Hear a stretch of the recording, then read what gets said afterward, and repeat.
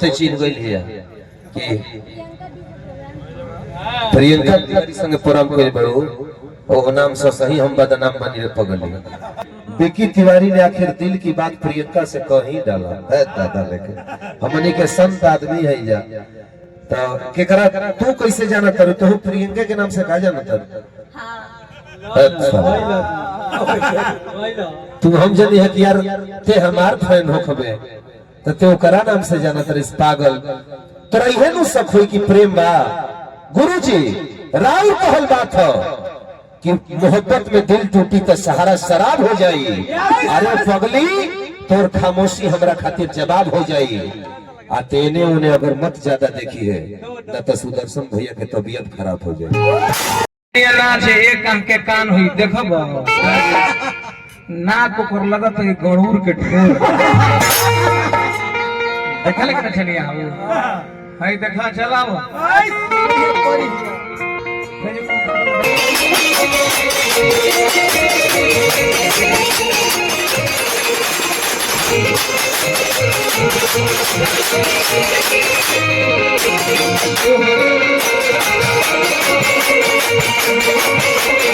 श्री सुदर्शन यादव भैया के गौरव शुरू बा लेकिन बीच में 2 सेकंड हम चाहत तनी लोगों के सम्मानित हमने के बड़े भाई मनोज भैया के द्वारा कोई जा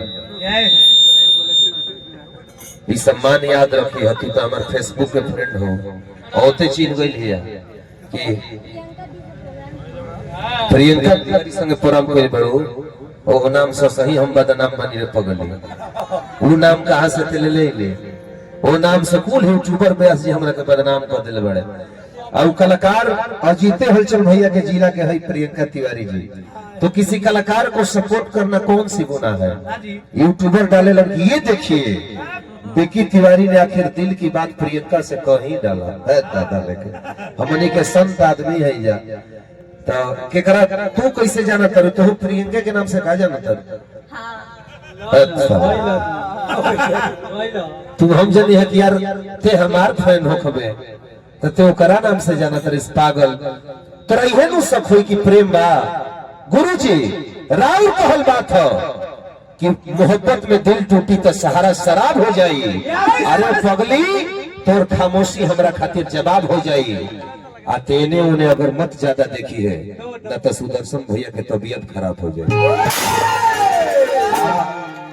हमारा कुछ पुरस्कार मिलल है हमारे सोहिया के आनबान छोटक पांडे भैया रविंदर भैया एगो हमार जिगर के टुकड़ा आरा में कुछ भाई लौज में जेकर चर्चा चलौलस बड़े भाई विमलेश तिवारी भैया ये गांव के मानस पुत्र भैया के भी स्वागत बा। आई गुरुजी अब विलंब ना करते हुए गौनई शुरू कर जाओ।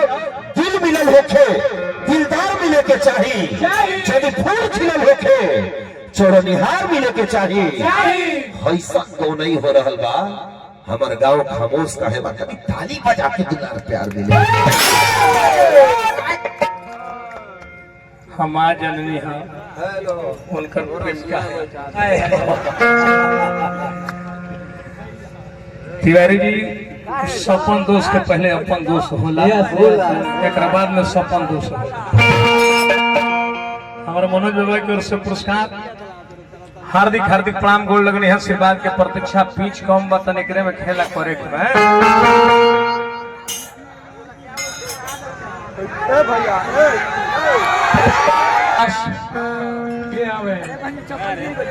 विद्वान व्यास कर्मधार व्यास स्त्रीलिंग आवाज के व्यास अजीत हलचल कन्या राशि के व्यास अजीत हलचल उर्फ अलपुरुनी साहब आई हमारी लागत है ओहु 55 मिनट खैर कोनो बात ना हमनी कोशिश करते हैं